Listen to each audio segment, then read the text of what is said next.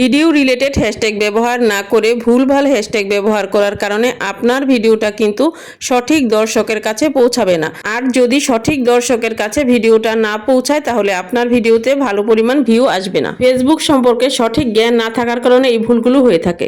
আর আপনার video quality যতই ভালো হোক না কেন, আপনি যদি আপনার ভিডিও রিলেটেড হ্যাশট্যাগ ব্যবহার করতে না পারেন, আপনার ভিডিওটা যে রিলেটেড ওই রিলেটেড হ্যাশট্যাগ যদি আপনি ব্যবহার না করে অন্য রিলেটেড হ্যাশট্যাগ ব্যবহার করেন এবং 5টার বেশি অতিরিক্ত হ্যাশট্যাগ ব্যবহার করেন, তাহলে কিন্তু আপনার পেজে উপকারের পরিবর্তে আরও বেশি ক্ষতি হয়ে যাবে। আপনার ভিডিওটা সঠিক দর্শকের কাছে পৌঁছাবে না। এই জন্য আপনি হ্যাশট্যাগ ব্যবহারের ক্ষেত্রে অবশ্যই সতর্ক হবেন। কোন হ্যাশট্যাগ কোন ভিডিওতে ব্যবহার করা যায় এই জিনিসটা আপনাকে আগে জানতে হবে। ফেসবুক আপনাকে নির্ধারণ করে দিয়েছে যে আপনি সর্বোচ্চ 5টা হ্যাশট্যাগ ব্যবহার করতে পারবেন। এখন আপনি যদি চান আপনার ভিডিও রিলেটেড 5টা হ্যাশট্যাগ আপনি দিতে পারবেন, বা আপনি জানা আছে যে কোন 5টা হ্যাশট্যাগ আপনি দিবেন, তাহলে আপনি 5টা হ্যাশট্যাগই ব্যবহার করুন। আর যদি আপনি না জেনে থাকেন তাহলে আপনি 2 থেকে 3টা হ্যাশট্যাগ ভিডিও রিলেটেড ব্যবহার করুন। আর আপনার যদি মনে হয় যে না আপনার ভিডিওটা যেই রিলেটেড ওই রিলেটেড কোনো হ্যাশট্যাগই আপনি খুঁজে পাচ্ছেন না, বা আপনার মনে হচ্ছে যে আপনি ওই রিলেটেড হ্যাশট্যাগ ব্যবহার করতে পারছেন না, আপনার কনফিউশন হচ্ছে, তখন আপনি কোনো হ্যাশট্যাগ ছাড়া দরকার হলে ভিডিও আপলোড করবেন। তারপরও আপনি কোনো ভুলভাল হ্যাশট্যাগ দিয়ে আপনার ভিডিওটা আপলোড করবেন না। এরকম কোনো নিয়ম নেই যে হ্যাশট্যাগ ব্যবহার করতেই হবে। তো আপনি যখন হ্যাশট্যাগ ব্যবহার করবেন তখন আপনাকে অবশ্যই ভিডিও রিলেটেড হ্যাশট্যাগ ব্যবহার করতে হবে। ধরুন আপনি রান্নাবান্নার ভিডিও তৈরি করেন, তাহলে আপনি কুকিং এই হ্যাশট্যাগটা অবশ্যই ব্যবহার করবেন। এর পাশাপাশি আপনি যদি গরুর মাংস রান্না করেন তাহলে আপনি বিফ দিতে পারেন। যদি আপনি মুরগি রান্না করেন তাহলে আপনি চিকেন দিতে পারেন। যদি আপনি সবজি রান্না করেন তাহলে আপনি ভেজিটেবলস দিতে পারেন।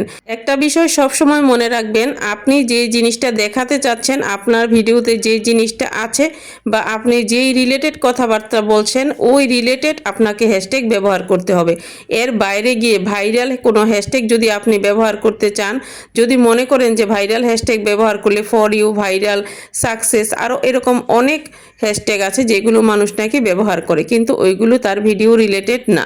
ভিডিও রিলেটেড হ্যাশট্যাগ যত ভিউজই থাক না কেন ওই হ্যাশট্যাগ আপনার কোনো উপকারে আসবে না, বরঞ্চ এটা আপনার পেজের জন্য, আপনার ভিডিওর জন্য আরও অনেক বেশি ক্ষতিকর। আপনার পেজটাকে ডাউন করে দেওয়ার জন্য এই ভুলভাল হ্যাশট্যাগই যথেষ্ট।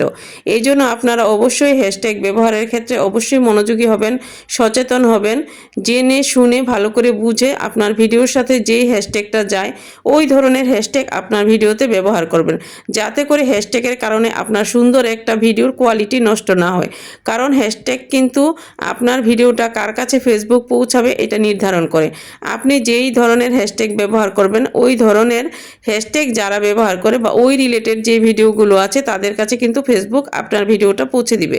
ধরুন আপনি রান্নার ভিডিও করেন কিন্তু আপনি টেক রিলেটেড হ্যাশট্যাগ ব্যবহার করছেন, এখন ফেসবুক আপনার ভিডিওটা কার কাছে পৌঁছাবে? ধরুন আপনার ভিডিওটা টেক রিলেটেড যারা ভিডিও তৈরি করে তাদের কাছে পৌঁছালো, তারা কি রান্নার ভিডিও দেখবে?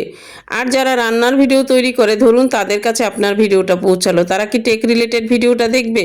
কখনোই দেখবে না। ওইখান থেকে আপনি কখনোই অরিজিনাল ফলোয়ার্স পাবেন না, আপনার ভিডিও রিলেটেড ফলোয়ার্সগুলো আপনি গেইন করতে পারবেন না।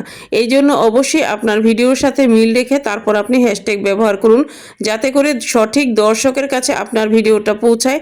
এতে করে আপনার এঙ্গেজমেন্টটা খুব সুন্দরভাবে তৈরি হবে আর আপনি অনেক বেশি ফলোয়ার্স পাবেন, আপনার ভিডিওতে ভিউ অনেক বেশি আসবে। আর আপনার যেই ক্যাটাগরি ওই ক্যাটাগরির মানুষের সাথে ওই ক্যাটাগরির পেজগুলোর সাথে আপনার একটা সুসম্পর্ক তৈরি হবে। এতে করে আপনার ভিডিওগুলো নিয়মিত তাদের সামনে যাবে, তাদের ভিডিওগুলো নিয়মিত আপনার সামনে আসবে। আমার এই ভিডিওটা যদি ভালো লাগে তাহলে অবশ্যই আমার পেজটাকে ফলো দিয়ে আমার পাশেই থাকবেন। এরকম আরও অনেক গুরুত্বপূর্ণ এবং ইনফরমেটিভ ভিডিও পেতে অবশ্যই আমার পেজটাকে ফলো দিয়ে আমার পাশে থাকবেন।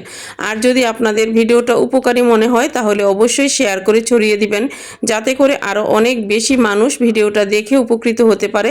এই ধরনের ভুল যাতে মানুষ না করে, যারা বিশেষ করে একদমই নতুন তারা যাতে এই সমস্ত ভুল না করে, এই সমস্ত ভুল থেকে যাতে সাবধান হয় এবং সঠিক হ্যাশট্যাগ ব্যবহার করা দরকার, কোন কোন ভিডিওতে কোন কোন হ্যাশট্যাগ ব্যবহার করা দরকার এই বিষয়গুলো যাতে তারা বুঝে তারপর ভিডিও আপলোড দিতে পারে।